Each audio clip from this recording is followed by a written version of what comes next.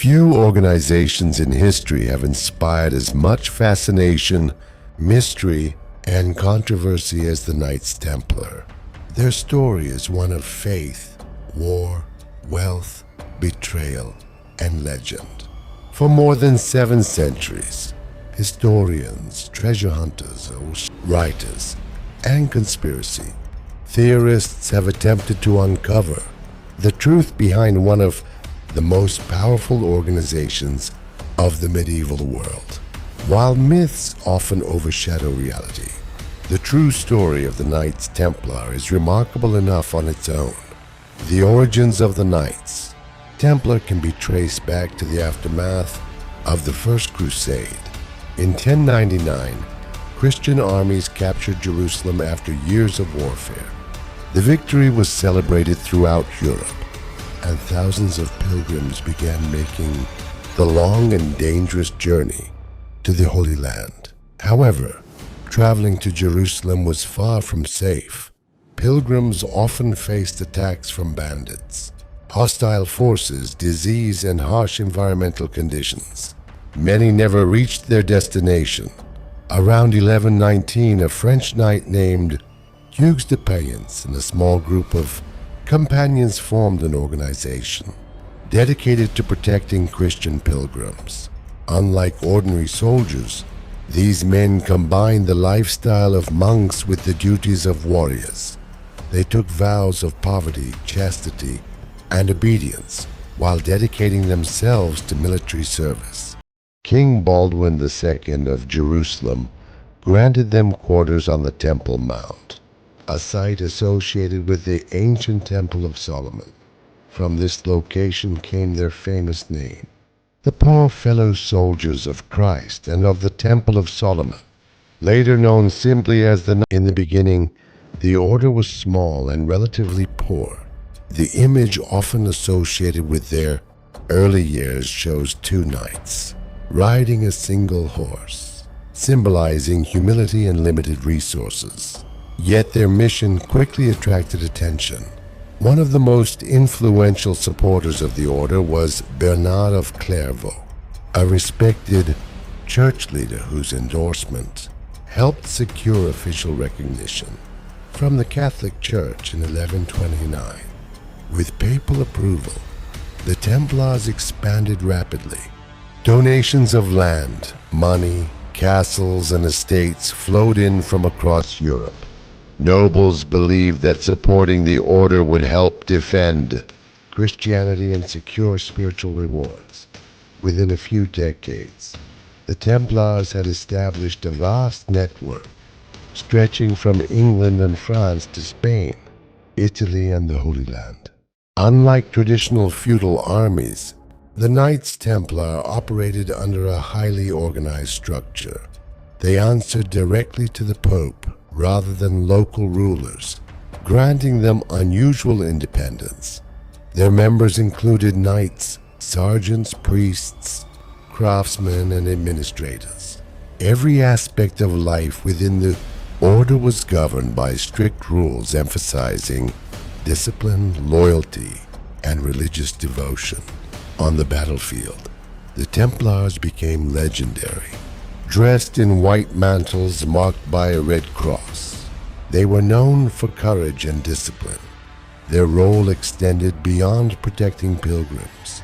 They became one of the most effective military forces in the Crusader states, participating in major battles and defending strategic fortresses throughout the Holy Land. The 12th century was marked by constant conflict between Christian Crusader states and Muslim powers. The Templars found themselves at the center of this struggle. Their castles were among the strongest fortifications of the medieval era. Massive stone walls, towers, and defensive systems allowed relatively small garrisons to resist much larger armies.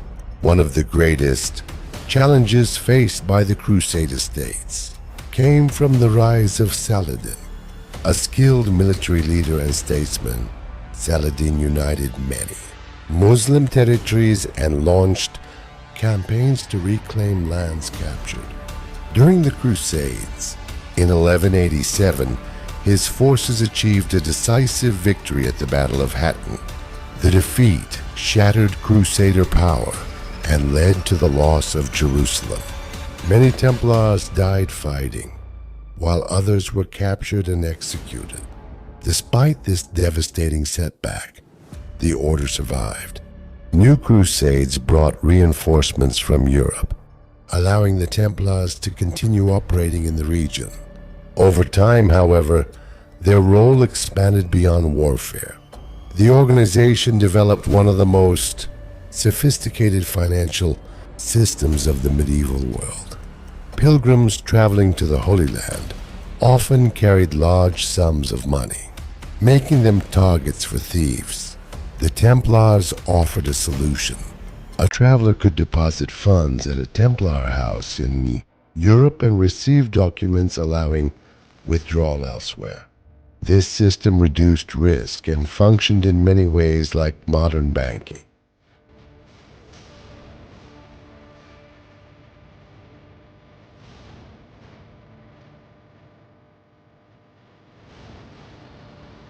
Kings and nobles also borrowed money from the order. The Templars managed estates, collected revenues, and facilitated financial transactions across vast distances. Their reputation for reliability and organization made them trusted custodians of wealth. As a result, the order accumulated enormous resources and influence. However, wealth and power often attract enemies. By the late 13th century, the political landscape had changed dramatically. Muslim forces gradually recaptured Crusader territories, culminating in the fall of Acre in 1291. This event effectively ended the Crusader presence in the Holy Land.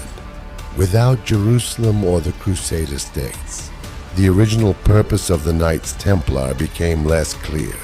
Meanwhile, European rulers grew increasingly suspicious of the order's independence and wealth. Among these rulers was King Philip IV of France. Philip faced severe financial difficulties. Wars and political struggles had drained the royal treasury. At the same time, the Templars possessed extensive assets and enjoyed privileges beyond the control of the crown. To Philip, the order represented both a threat and an opportunity. On Friday, October 13, 1307, French authorities launched a coordinated operation against the Knights Templar. Hundreds were arrested simultaneously. The accusations included heresy, blasphemy, idol worship, corruption, and secret rituals. Many of these claims were extraordinary and lacked convincing evidence.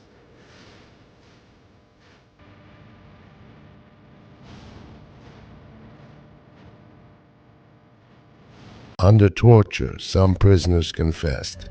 Medieval interrogation methods were brutal, and confessions obtained through such means are considered highly unreliable by modern historians. Nevertheless, the allegations provided justification for further action.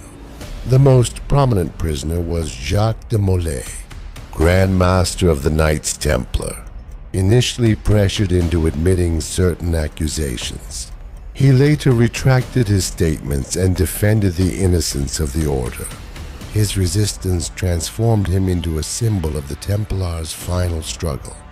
Pope Clement V found himself trapped between political realities and religious responsibilities. Although investigations outside France often produced little evidence supporting the charges, pressure from King Philip remained intense. In 1312, the Pope officially dissolved the order. 2 years later, Jacques de Molay and other leaders were sentenced. On March 18, 1314, de Molay was burned at the stake in Paris. According to legend, he cursed both Pope Clement V and King Philip IV before his death, summoning them before divine judgment. Both men died within a year. fueling stories that the curse had come true. The destruction of the Knights Templar should have ended their story. Instead, it marked the beginning of countless mysteries. One enduring question concerns the fate of their wealth. Despite extensive seizures of property, many believed that large portions of the Templars' treasure disappeared before the arrests.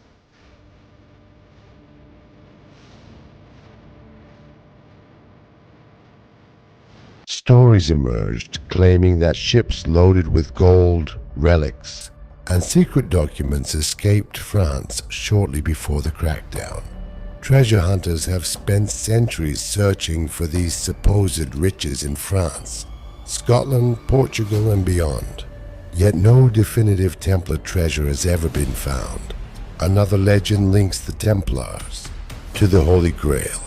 Medieval stories often describe the Grail as the cup used by Jesus Christ during the Last Supper.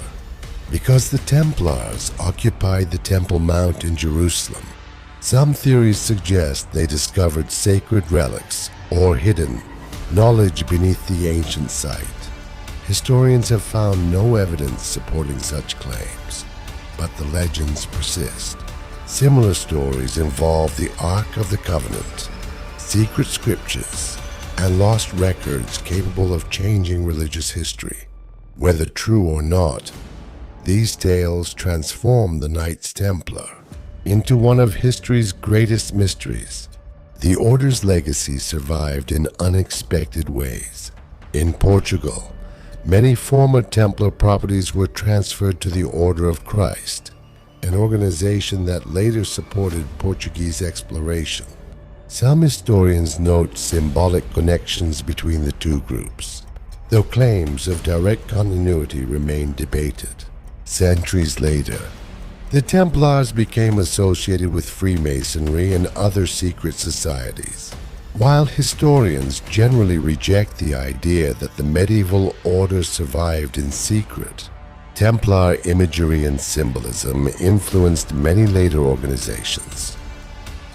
Modern popular culture has further expanded the legend. Novels, films, documentaries, and video games often portray the Templars as guardians of hidden knowledge or participants in vast conspiracies. These fictional depictions have introduced millions of people to the story, even if they sometimes blur the line between fact and myth. The real Knights Templar were neither superheroes nor villains. They were a complex organization shaped by the realities of the medieval world. They defended pilgrims, fought wars, built castles, managed finances, and accumulated influence on a scale few institutions could match. Their rise demonstrates the power of organization, discipline, and shared purpose. Their fall reveals the dangers that accompany wealth, political rivalry, and changing historical circumstances. More than 700 years after their destruction, the Knights Templar remain one of the most fascinating organizations ever to exist. Their symbols still capture attention. Their castles still stand. Their legends continue to inspire books, films, and endless speculation. The unanswered questions surrounding their history ensure that interest in the Knights Templar is unlikely to disappear anytime soon. Perhaps that is the greatest legacy of all. Long after their order vanished, the mystery survived. And as long as people remain fascinated by hidden treasures, secret knowledge, and unsolved historical puzzles, the legend of the Knights Templar will continue to endure.